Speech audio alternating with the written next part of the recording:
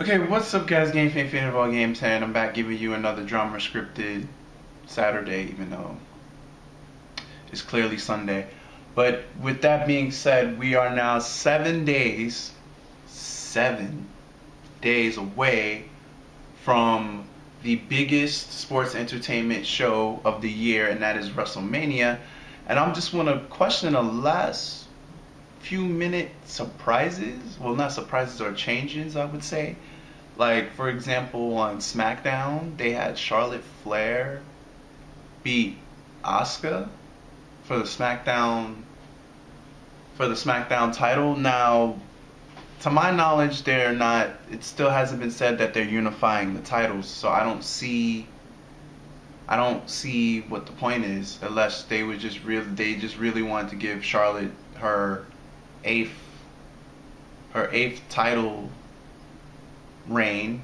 So she's the first female to ever held the women's champion 8 times. So unless they just want to do that, because we all kind of get that Becky is probably going to win. I don't see how this could probably make Becky's win look even bigger because she's the only non-champion, I'm assuming.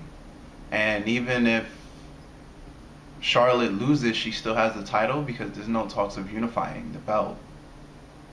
Or will they just have Asuka retain on this SmackDown coming up?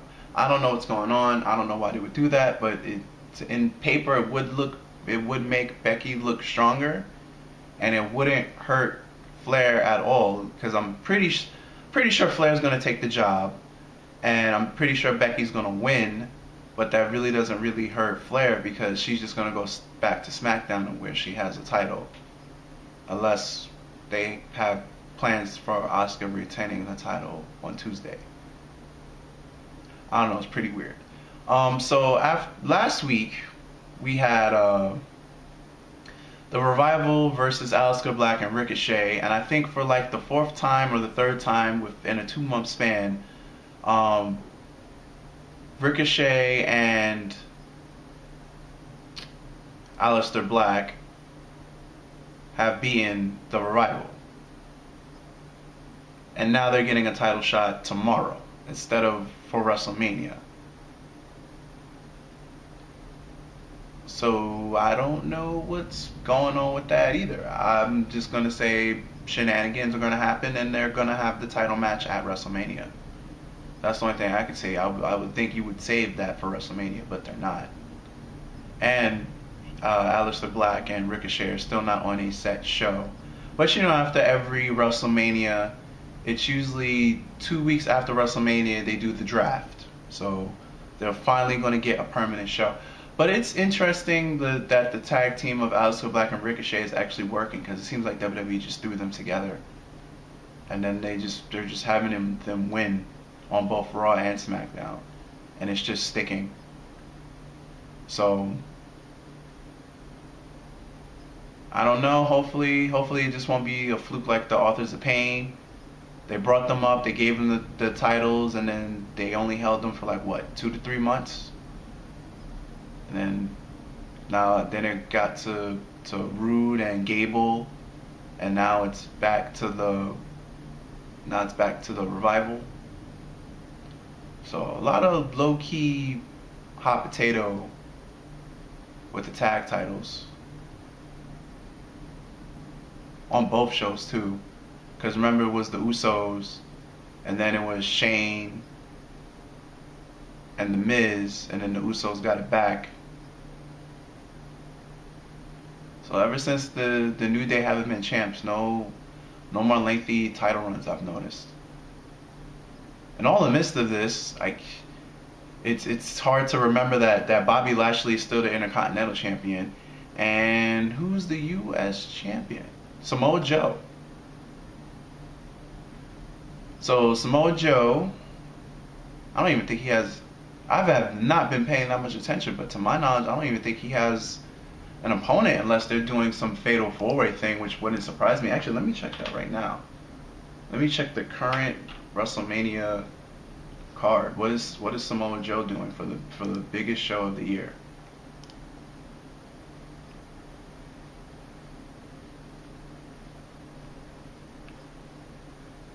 Samoa Joe's going against Rey Mysterio for the U.S. title. All right.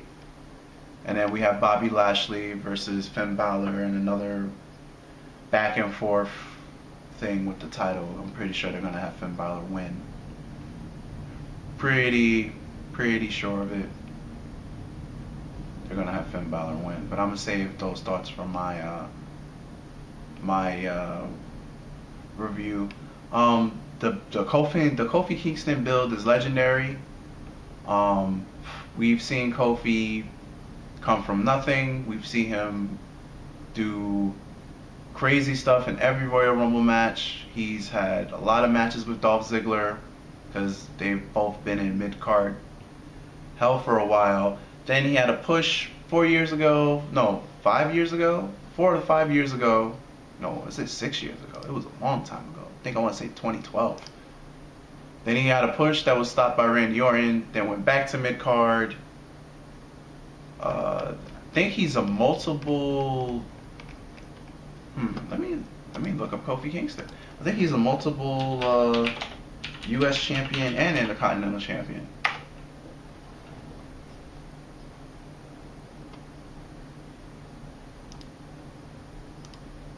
Give me 1 second. Looking him up. Look him up.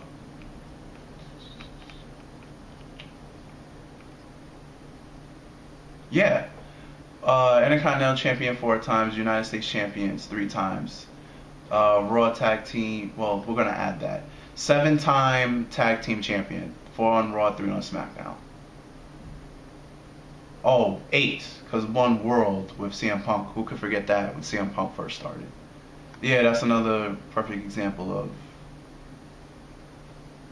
when WWE just throws random people together. So, yeah. So, 8-time tag team champion, 4-time Intercontinental champion, 3-time U.S. champion. Wow, if he wins next Sunday, he'll be a Grand Slam champion. I think that would make him the 27th. I'd make him the 27th Grand Slam champion. That's the only thing missing from his resume.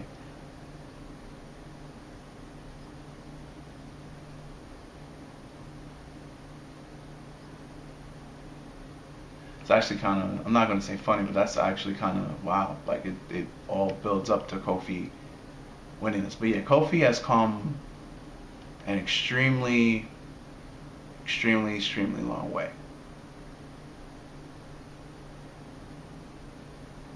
So yeah, he deserves it. This is the feel good story of WrestleMania. Kofi must win this title. Kofi must beat Daniel Bryan to win this title.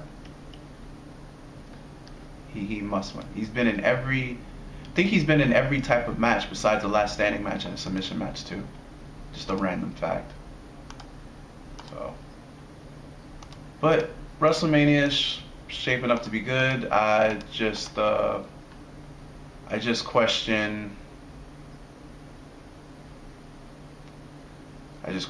why are they doing like these last minute title changes and these last minute title shots. Like it doesn't, why not just save it for the show? And if Charlotte winning the title, no, because they could just redraft both champions. So I'm not going to say Charlotte winning the title just means that she remains on SmackDown. They could just, Raw could just draft Charlotte and SmackDown could just draft Becky. So that's that.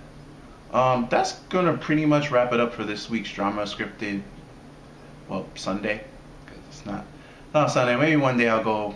Hopefully next weekend I'll be able to put this show out on the actual day it's supposed to be.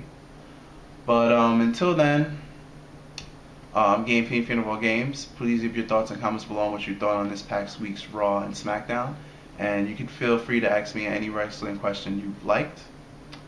So until next weekend, guys, I'm Game Fiend Funeral Games, and I'm out of here. Later, and